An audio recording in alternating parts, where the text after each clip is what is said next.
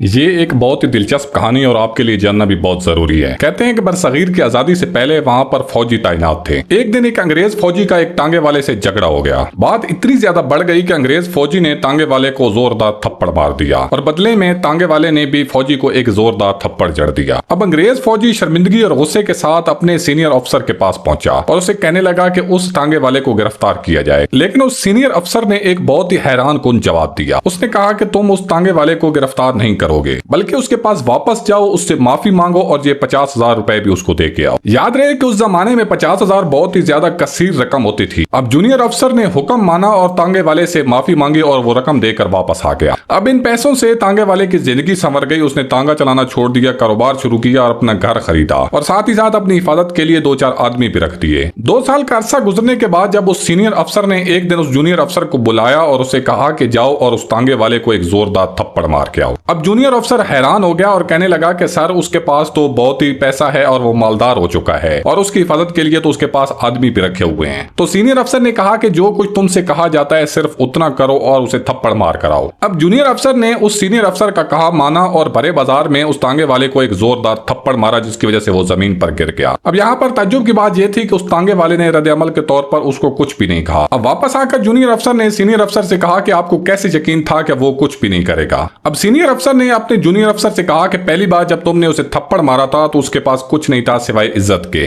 और अपनी इज्जत बचाने के लिए उसने तुम्हें थप्पड़ मार दिया। जब उसको तुमने 50,000 रुपए दिए तो समझो उससे तुमने उसकी इज्जत खरीद ली और सारी जिंदगी उसको सर उठाने का नहीं छोड़ा। अब यही हाल मुल्कों का होता है जब वो दूसरे मुल्कों से या फिर किसी आलमी इदारे से कर्ज लेते हैं, और सेम यही हाल इंसान का होता है जब वो अपने किसी रिश्तेदार से उधार ले लेता है। अब वही रिश्तेदार आपको ऐसी जगह जलील करता है, ऐसी जगह जाके थप्पड़ मारता है जहां पर आप सोच भी नहीं सकते।